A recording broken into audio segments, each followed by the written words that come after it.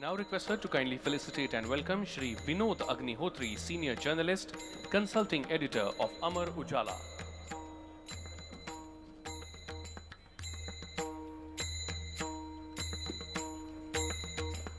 Please put your hands together and welcome with a round of applause Shri Vinod Agnihotri.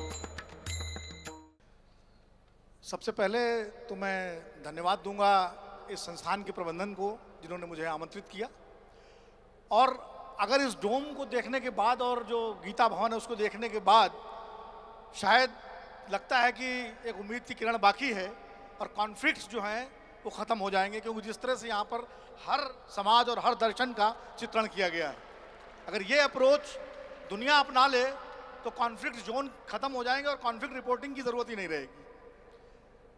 लेकिन सबसे ज़्यादा रोमांचक अगर कोई रिपोर्टिंग होती है तो शायद कॉन्फ्लिक्ट रिपोर्टिंग ही होती है।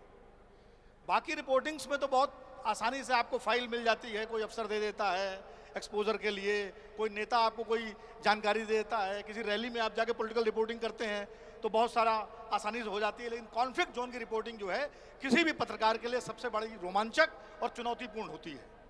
मुझे भी कुछ मौका मिला है कुछ जगहों पर जाने का, और कॉन्फ्लिक्ट्स जैसा कि अभी उदय ने बताया कि कॉन्फ्लिक्ट जो बाहर हैं, सीरिया, इराक, ईरान, वो तो एक तरह से स्थायी कॉन्फ्लिक्ट जोन बन गए हैं, लेकिन कुछ अस्थायी कॉन्फ्लिक्ट्स भी होते हैं। जैसे गुजरात के दंगे की बात हुई, 1984 में दिल्ली के दंगे की बात थी, मैं मेरठ में था, 1987 में 3 महीने का दंगा चला था और मैंने उसको कवर किया था।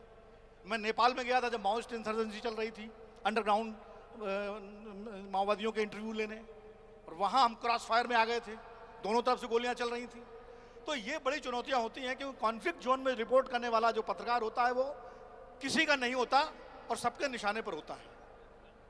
वो अथॉरिटीज़ के निशाने पर भी होता है, वो कॉन्फ्लिक्ट जिनके बीच में हो रहा है उनके निशाने पर भी होता है, और अगर कहीं वो बाहर से किया हुआ है तो बाहरी मान करके स्थानीय लोग उससे भरोसा नहीं करते। इसलिए सबसे बड़ी चुनौती उसके सामने ये होती है कि किस तरह से तथ्य और सत्य को निकाले, क्योंकि पत्रकारिता जो है वो तटस्थता नहीं है। पत्रकारिता जो दिनकर ने लिखा है कि समर शेष है नहीं पाप का भागी केवल व्याध, जो तटस्थ है समय लिखेगा उनका भी अपराध। तो तटस्थता is not a journalism, journalism है सत्य और तथ्य के साथ खड़े होना। आप कॉन्फ्लिक्ट जोन में हो या पीसफुल जोन में हो, आपको तथ्य और सत्य के साथ खड़ा होना है, और तथ्य और सत्य को निकालना सबसे बड़ी चुनौती है।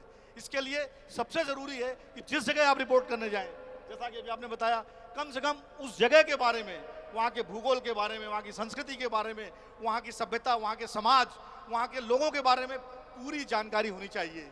अगर आप कश्मीर में रिपोर्टिंग करने जा रहे हैं तो आपको कश्मीर समस्या की सारी पृष्ठभूमि पता होनी चाहिए। अगर आप अफगानिस्तान जा रहे हैं तो आपको पता होना चाहिए कि अफगानिस्तान की समस्या की जड़ कहाँ है। जहाँ भी आप जा रहे हैं, जिस भी कॉन्फ्लिक्ट जोन में, और किस तरह से आप स्थानीय लोगों का विश्वास जीतते हैं। लेकिन ऐसे में अफवाहें अपना काम करती हैं, र्यूमर्स अपना काम करते हैं, और कई गलत सूचनाएं आपको इस्तेमाल भी होने देती हैं, क्योंकि जब आप एक रिपोर्टर के रूप में जाते हैं तो तमाम सारी शक्तियां जो उस कॉन्फ्लिक्ट जोन में सक्रिय हैं वो आपको इस्तेमाल भी करती हैं अपने प्रोपेगेंडा के लिए। उससे भी बचना एक बड़ी चुनौती है।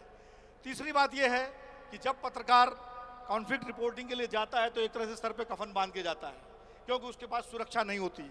एक सैनिक के पास भी हेलमेट होता है, बंदूक होती है, ग्रेनेड होता है, एक सुरक्षा के साधन होते हैं। पत्रकार के साथ सिर्फ उसकी कलम या उसका लैपटॉप होता है, तो इसलिए सुरक्षा उसकी सबसे बड़ी चिंता और चुनौती होती है। और उसके बीच में उसको काम भी करना है, स्पॉट पे भी जाना है, पत्थर भी खाने हैं। क्योंकि मैं 2-3 बार खुद क्रॉस फायरिंग में और पत्थरों में फंस चुका हूँ, इसलिए मुझे मालूम है कि कैसे बचने की सबसे बड़ी चुनौती होती है। और सबसे बड़ी महत्वपूर्ण बात यह है कॉन्फ्लिक्ट जोन में रिपोर्टिंग की कि आपके अंदर संवेदनशीलता बहुत ज़रूरी है। अगर आपके अंदर संवेदना नहीं है, आप या हम जो भी रिपोर्टिंग करने जा रहा है सिर्फ सरकारी सूचनाओं पर आप निर्भर हैं, या सिर्फ उन संगठनों की सूचनाओं पर निर्भर है जो कॉन्फ्लिक्ट के लिए जिम्मेदार हैं, तो वो रिपोर्टिंग फेयर रिपोर्टिंग नहीं होगी। इसलिए उसके बीच में भी एक आपको जो है संतुलन बनाना पड़ेगा, और सरकारी सूचनाओं को भी क्रॉस चेक करना पड़ेगा।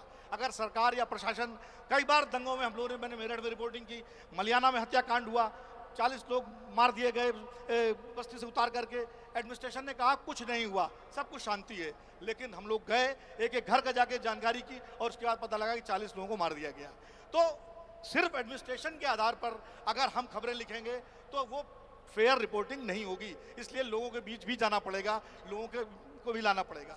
और आखिर में मैं जो बात कहूँगा कि कॉन्फ्लिक्ट रिपोर्टिंग जो है कम से कम हिंदुस्तान में इसलिए उसकी ट्रेनिंग बहुत ज़रूरी है क्योंकि हमारे देश में जगह जगह कई सारे इलाके ऐसे हैं जहां तमाम तरह के संघर्ष और आंदोलन चलते हैं। उनकी रिपोर्टिंग फेयर हो, निष्पक्ष हो, तथ्यपरक हो।